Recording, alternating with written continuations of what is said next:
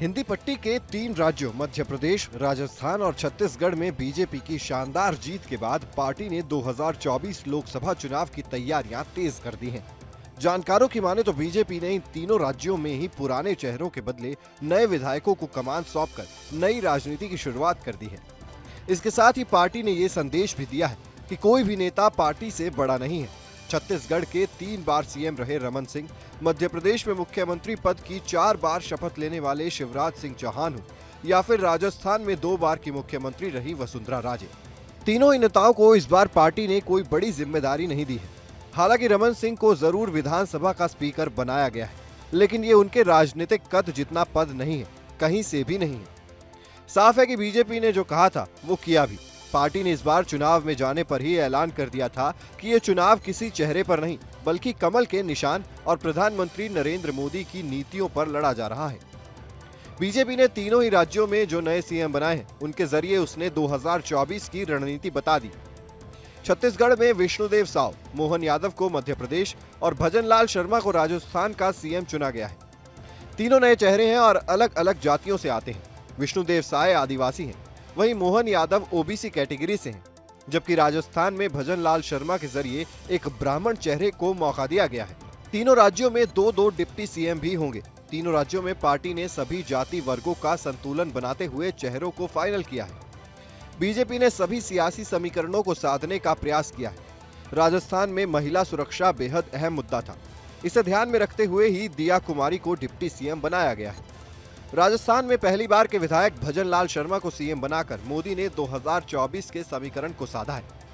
कारण देश में सबसे ज्यादा ब्राह्मण राजस्थान में है। माना जा रहा है कि इसीलिए ही नरेंद्र मोदी ने पूरे देश में एक संदेश दिया है। राजस्थान में अब तक 15 बार मुख्यमंत्री बने हैं, जिनमें से सबसे ज्यादा यानी 6 बार मुख्यमंत्री के लिए ब्राह्मण नेता को कमान सौंपी गई है। देश भर में 5% ब्राह्मण हैं, वहीं राजस्थान में करीब 8% ब्राह्मण आबादी है। ब्राह्मण बीजेपी का कोर वोटर माना जाता है। राजस्थान के दोनों डिप्टी सीएम की बात करें तो बीजेपी ने यहां भी जाति संतुलन बनाए रखा है। कारण एक डिप्टी सीएम राजघराने से आती हैं तो दूसरे दलित परिवार से आते हैं। दिया कुमारी का संबंध जयपुर के राजघराने से है। दिया कुमारी के जरिए पार्टी ने राजपूत समाज को साधने का काम किया है। प्रेमचंद बैरवा दलित परिवार से आते हैं। दलित परिवार में जन्मे प्रेमचंद बैरवा जयपुर के दूदू सीट से बीजेपी के विधायक हैं। वहीं मध्य प्रदेश में बीजेपी ने संगठन से जुड़े जमीनी नेता यानी मोहन यादव को चुना। मोहन यादव को 4 दशकों का सियासी अनुभव है। मोहन यादव को सीएम बनाकर बीजेपी ने यूपी बिहार के यादवों को संदेश दिया है कि अगर बीजेपी के साथ यादव आएंगे तो उनको जरूर मौके मिलेंगे। उत्तर प्रदेश और बिहार दोनों राज्यों में करीब 10 से 12% की आबादी यादवों की है। हरियाणा में भी यादव वोटर्स अच्छी संख्या में है। मध्य प्रदेश में जगदीश देवड़ा और राजेंद्र शुक्ला को डिप्टी सीएम चुना गया है। राजेंद्र शुक्ला के जरिए सूबे के ब्राह्मणों को साधने की कोशिश की गई है। वहीं जगदीश देवड़ा के सहारे पार्टी ने दलित समुदाय को साधा है। राज्य में करीब 51% ओबीसी आबादी है। ब्राह्मण आबादी करीब 5 से 6% और दलित आबादी करीब 17% है।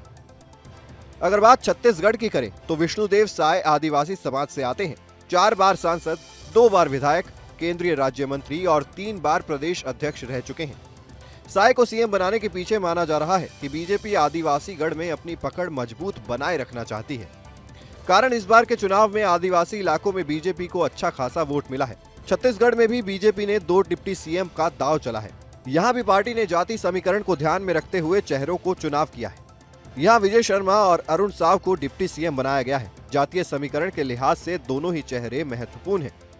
अरुण साव साहू जाति से आते हैं और राज्य में साहू समाज की ओबीसी वर्ग की आबादी करीब 20 से 22% है। इनका छत्तीसगढ़ की सियासत में खासा प्रभाव होता है। वहीं विजय शर्मा के जरिए ब्राह्मणों को साधा गया है। Team news nation digital.